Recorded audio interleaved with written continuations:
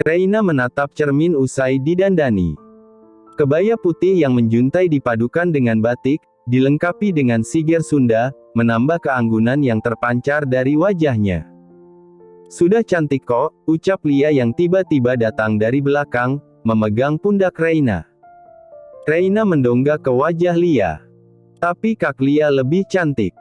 Apalagi sedang mengandung, aura cantiknya semakin memancar. "Bisa aja kamu," balas Lia. Reina melirik ke perut Lia yang semakin membesar. "Sudah berapa bulan, Kak?" tanya Reina sambil menyentuh perut Lia. 7 hari menuju HPL, balas Lia dengan menarik kedua ujung bibirnya. "Oh ya. Kok rasanya cepat sekali ya," ucap Reina sambil memutar tubuhnya sehingga mereka saling berhadapan. "Iya, dan waktu 3 bulan itu bukan waktu yang panjang untuk dipertaruhkan dengan waktu seumur hidup bersama pasanganmu," balas Lia. Reina mengingat jarak waktu setelah ia menerima lamaran Al. Sangat tidak cukup jika dimanfaatkan untuk belajar ilmu rumah tangga. Karena menjalin hubungan rumah tangga bukan hal yang mudah. Tidak selalu seindah sebagaimana 1 hari pernikahan, lanjut Lia. Reina menunduk, merenungkan. Lia mengangkat dagu Reina perlahan dengan jari telunjuknya. Tapi, bukan juga suatu hal yang perlu ditakutkan. Ada banyak ladang pahala di dalamnya yang tidak akan bisa diraih oleh para lajang, ucap Lia dengan seutas senyum yang menjadi pengaruh baik untuk Reina. "Halo, ponakan tante. Kamu pasti sudah nggak sabar ya pengen segera lahir dan melihat wajah ayah sama mama yang baik. Hari ini tante akan menikah, jadi sebentar lagi kamu akan punya om juga," ucap Reina sambil mendekatkan wajahnya ke perut Lia. Tiba-tiba terdengar bunyi petasan yang menjadi pertanda telah datang mempelai pria. "Kak," ucap Reina sambil memegang erat tangan Lia. "Apa sudah siap?"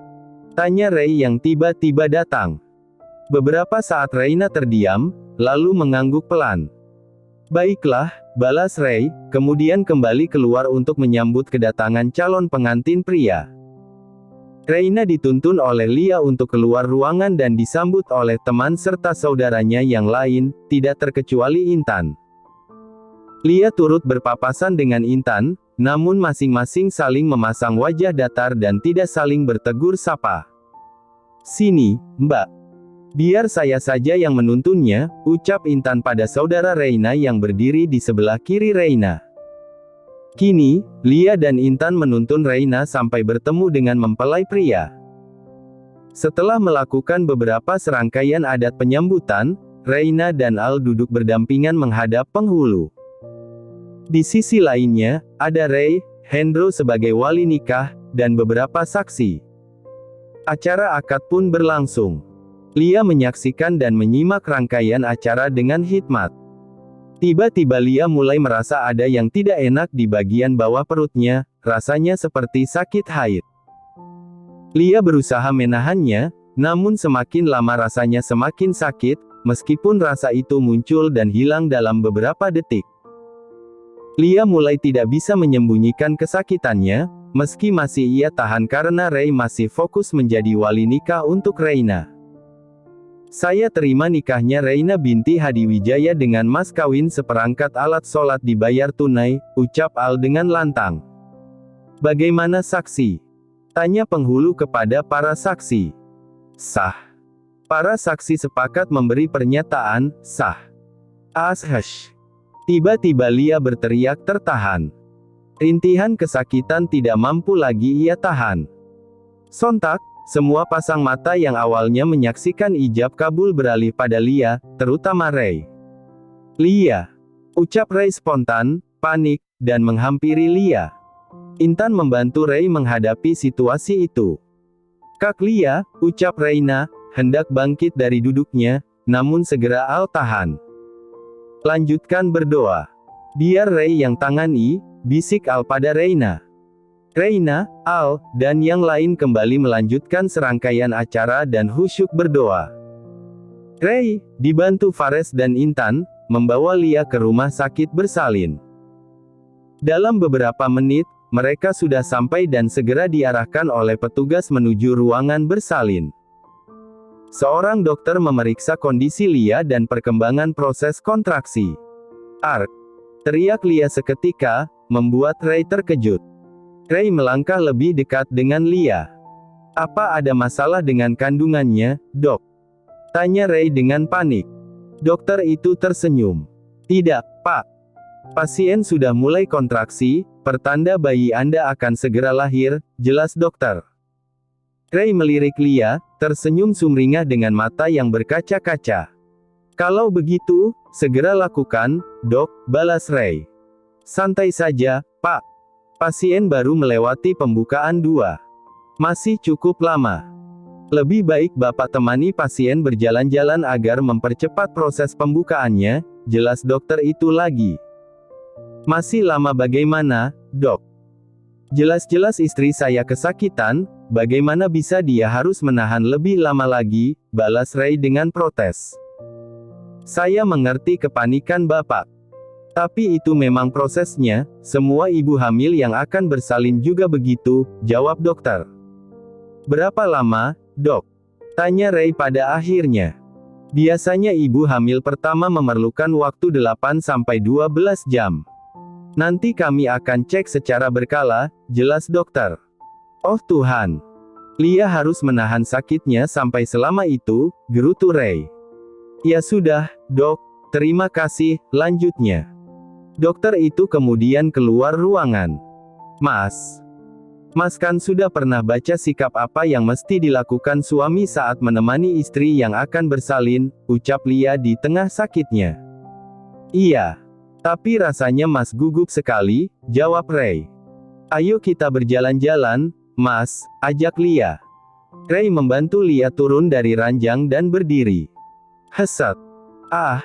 Lia terus menahan sakit yang datang dan pergi secara tiba-tiba.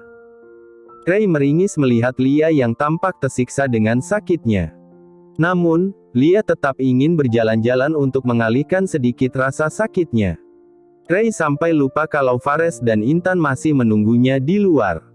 Seketika Fares dan Intan bangkit dari duduknya ketika melihat Lia dan Ray keluar ruangan.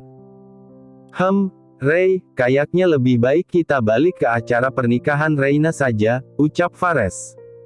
"Iya. Gue juga berpikir seperti itu. Thanks ya, udah mau bantu," balas Ray. Fares menarik kedua ujung bibirnya. Intan menatap Lia dengan iba. "Yang kuat ya, Lia. Semua pasti berlalu dan tergantikan dengan kebahagiaan mendengar tangisan malaikat kecilmu. Semoga proses persalinannya berjalan lancar," ucap Intan. Lia tidak mampu menjawab dengan kata-kata karena sakitnya, hanya mengangguk memahami. Fares dan Intan kemudian berpamitan dan bergegas pergi. "Apa Mas sudah kabari emak?" tanya Lia dengan susah payah. "Sudah, mungkin saja mereka sedang di jalan," jawab Ray. Lia kembali melangkah terlatih dengan bantuan Ray, yang memegangi tiang infus dan menjadi pegangan tangan Lia. Hush, Lia kembali meringis menahan rasa sakit di perutnya yang semakin kuat, tidak bisa digambarkan. Hanya cengkraman kuat tangannya pada jemari Ray yang menjadi bukti perjuangan Lia. Ray berkali-kali melirik jarum jam di tangannya, berharap semua cepat berlalu. Dokter kandungan kembali datang untuk memeriksa perkembangan Lia. Ray harap-harap cemas setiap kali dokter memeriksanya. Tanpa mereka ketahui, keluarga Lia telah sampai dan menunggu di ruang tunggu khusus keluarga. "Dok, saya sudah nggak kuat," ucap Lia dengan susah payah. "Sabar ya, Bu. Biar saya periksa dulu," balas dokter. Ditemani dua asistennya, dokter yang bernama Gina kembali memeriksa Lia. "Sudah pembukaan 8. Silakan Ibu atur napas. Tarik melalui hidung dan keluarkan lewat mulut. Jangan dulu mengejan ya, Bu, sebelum saya perintahkan untuk mengejan," jelas dokter Gina. Dokter Gina memerintahkan asistennya untuk menyiapkan peralatan dan kembali fokus menuntun Lia. Lia mencengkeram tangan Ray lebih kuat, seolah mampu mematahkannya. Keringat bercucuran di wajah dan sekujur tubuhnya. Rasa sakit, lelah, dan kantuk bercampur menjadi satu. Lia berusaha mengatur napas sesuai arahan Dokter Gina, meski tidak mudah dalam keadaan sakit yang luar biasa. Ya, bagus, Bu. Sudah mulai terlihat kepala bayinya, ucap Dokter Gina dengan tenang, menularkan sedikit ketenangan pada Lia. Oke, sekarang Ibu dorong sekuat-kuatnya, lanjut Dokter Gina. Arhesah, dengan kedua gigi yang menggigit kuat, Lia sekuat tenaga mengejan, namun belum cukup kuat, sehingga harus mengulang. Bu bidan, bantu dorong perutnya, perintah Dokter Gina pada asistennya. Dalam hitungan 3, Ibu dorong lagi ya. 1, 2, 3. Arg, teriak tertahan dari mulut Lia, mengerahkan semua tenaganya dengan dibantu dua bidan yang mendorong perutnya. Ea. Seketika suara tangis bayi terdengar nyaring. Lia menjatuhkan kepalanya dengan napas tersengal-sengal. Ray, mendengar tangisan itu, seolah ketegangan seluruh tubuhnya mencapai puncak, membuatnya lemas, lunglai bagai tak bertulang. Rasa lega, bahagia, dan lelah bercampur aduk, menguras tenaga dan emosinya. Ray mencium kening Lia yang basah dengan keringat, cukup lama. Lalu ia berjalan terlatih mendekati bayinya.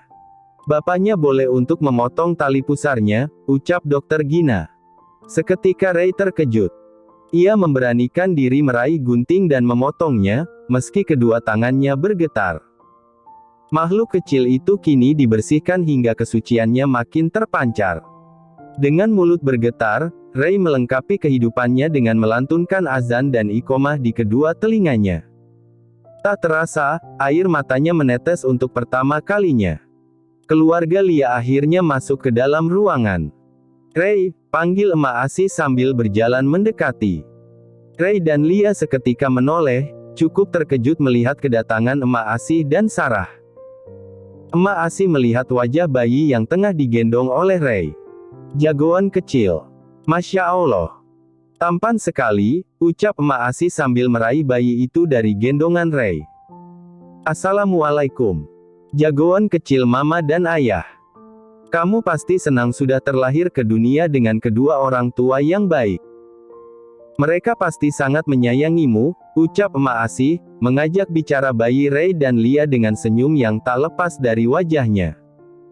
Ray dan Lia terus memandangi Emak Asih dan Sarah yang mengajak bicara bayi mereka, dengan senyum syukur yang tak terkira. Terima kasih ya, sayang, ucap Ray sambil menggenggam tangan Lia dan mengusap jemarinya. Lia hanya mengangguk dan meneteskan air mata haru. Lia, Ray, apa kalian sudah siapkan nama untuknya? Tanya Emak Asih. Sudah, jawab Ray dan Lia secara bersamaan. Lia melirik ke wajah Ray. Atar Al-Fatih Rayhan, ucap Ray. Emak Asih mengangguk-angguk. Nama dengan makna yang indah. Ayahmu inginkan kamu menjadi seorang pemenang yang taat, ucap Emak Asih. Lia kembali tersenyum menatap keduanya, lalu melirik Ray. Ia terheran, menemukan kesedihan di wajah Ray. Akhirnya Lia mengerti apa yang mungkin dirasakan Ray melihat kebahagiaan Emak Asih. Mungkin saja Ray teringat dengan almarhumah Mama Reni. Ray bahkan tidak sadar jika Lia terus memperhatikannya. Lia menggenggam tangan Ray, membuat Ray tersadar dari lamunannya. Lia memberi seutas senyum semangat untuk Ray. Ray kembali tersenyum simpul.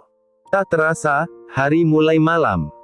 Tamu undangan tidak lagi terlihat berdatangan. Syukurlah, acara pernikahan Reina dan Al berjalan lancar. Saatnya mereka meregangkan otot setelah seharian berdiri dan menyalami para tamu undangan. Saat masuk ke dalam kamar, Reina dan Al terpaku melihat tumpukan kado dan seserahan yang memenuhi kamar mereka. Bagaimana kita bisa beristirahat, Reina? Tanya Al. Entahlah, kenapa Mbok Darmi meletakkan semuanya di kamarku, balas Reina dengan wajah lesu. Kalau begitu, sekalian kita buka saja semua kadonya, usul Al. Hah? Reina terkejut. Buka kado memang seru, tapi kalau lagi capek begini. Has. Balas Reina. Katamu kamu sudah tidak sabar ingin menjenguk keponakan baru.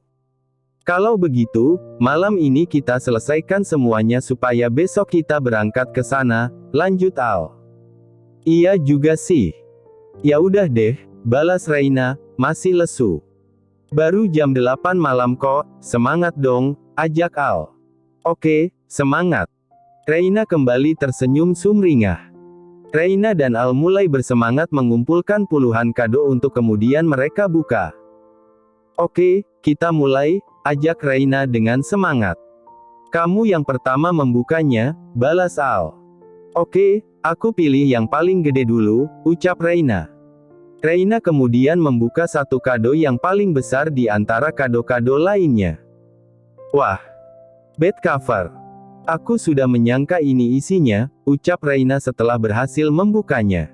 Reina membaca not yang menempel di dalam. Dari Siva, teman SMA aku dulu. Makasih, Siva, lanjut Reina. Oke, sekarang giliran aku yang buka ya. Aku juga mau cari yang gede, ucap Al sambil mencari kado terbesar kedua. Ini dia, lanjutnya. Al membukanya dan menemukan isinya. Wah, ada satu set alat masak. Teflon, wajan, juga panci, ucap Al. Wah, warnanya pink, cantik sekali. Aku suka, balas Reina seketika. Mereka terus bergantian membuka kado, sampai pada sebuah kado yang tampak paling kecil di antara kado lainnya, yang menarik perhatian Reina. Al sibuk merapikan sampah bekas bungkus kado sebelum mereka melanjutkan kembali. Diam-diam, Reina membuka kado kecil itu. Dalam sekejap, kado itu terbuka dan memperlihatkan isinya. Cincin, ucap Reina seorang diri. Reina melirik ke arah Al yang masih sibuk dengan kegiatannya. Ia kemudian menemukan not bertuliskan, asterisk Happy Wedding. My Power Girl. From, Jeffrey Miskol. Reina cukup terkejut mengetahui siapa pemberi kado itu. Apa maksud dari semua ini? Aku akan kembalikan ini saat aku masuk kerja nanti, asterisk gumam Reina dalam hati. Reina segera menyembunyikan kado tersebut sebelum Al melihatnya. Al kembali melirik Reina. Ayo, kita lanjutkan. Tinggal beberapa lagi yang kecil-kecil, ucap Al. Reina tersenyum simpul. Ayo. Mereka melanjutkan membuka kado sampai semua habis tak tersisa. Selesai juga. Rasanya aku sudah tidak sabar ingin menjenguk keponakan baruku, ucap Reina. Al melirik jam yang menempel di dinding.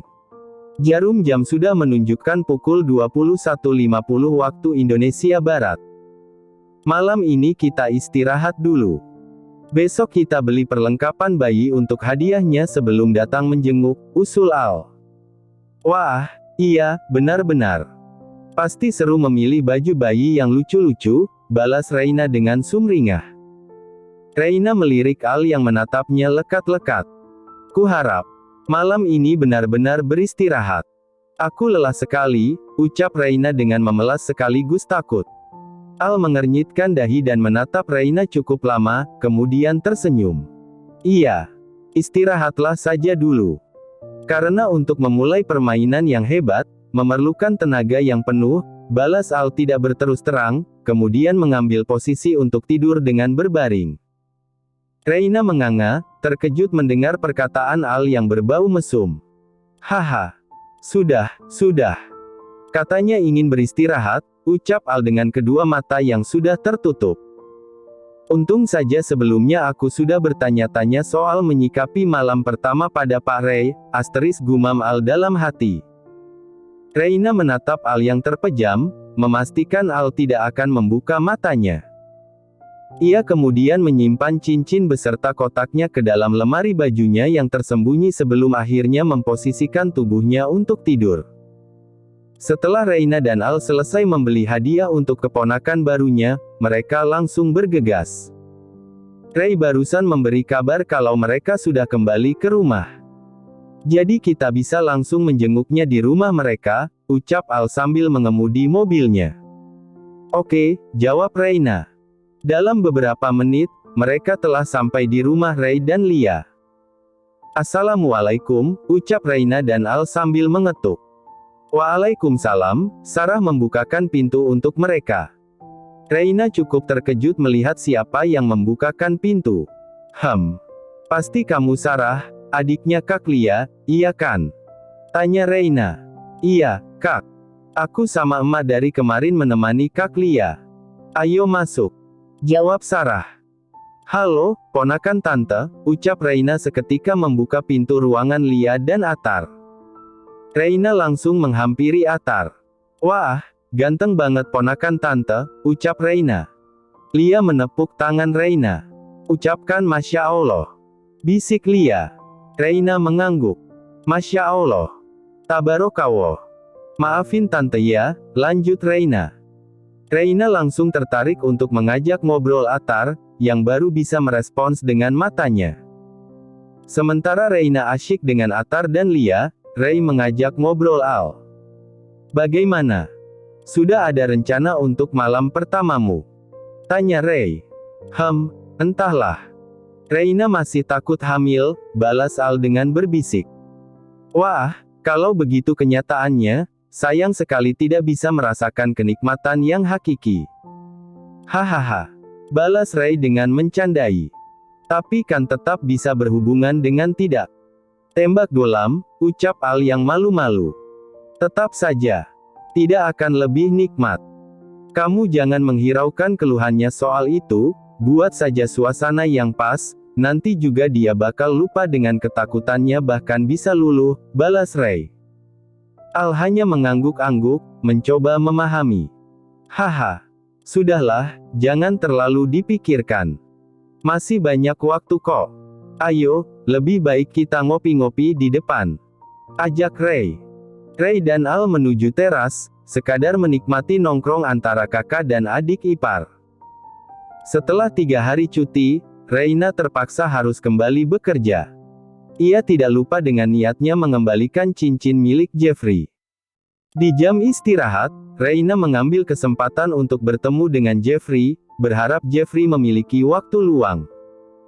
Jeff, apa kamu bisa datang ke kantorku? Ada yang ingin aku bicarakan. Soal pribadi, asterisk isi pesan Reina yang dikirim via WhatsApp. Aku akan datang jika kita bertemu di restoran, asterisk balas Jeffrey. Reina tidak menyangka pesannya dibalas dengan cepat. Namun, ia cukup khawatir dengan permintaan Jeffrey. Baiklah, asterisk balas Reina pada akhirnya. Reina dan Jeffrey bertemu di restoran Harmony, cukup dekat dengan kantor Reina. Ingin memesan sesuatu? Tanya Jeffrey. Tidak perlu, aku hanya perlu waktu sebentar saja denganmu, balas Reina. Oke, jawab Jeffrey. Reina merogoh isi tasnya dan mengeluarkan kotak cincin hadiah dari Jeffrey. Aku mau kembalikan ini, ucap Reina. Mata Jeffrey memicing ke benda berbentuk hati itu. Kenapa? Tanya Jeffrey. Tidak apa-apa, aku hanya tidak bisa menerimanya, lagi pula cincin itu jelas tidak akan aku pakai karena aku telah memakai cincin pernikahan pemberian suamiku, balas Reina dengan sejelas-jelasnya. Disimpan saja juga tidak masalah, kata Jeffrey. Tidak bisa. Jeffrey, balas Reina seketika. Wai. Itu kan hanya sebatas hadiah untuk pernikahanmu, ucap Jeffrey. Sebatas hadiah kamu bilang? Tanya Reina dengan nada yang mulai tinggi.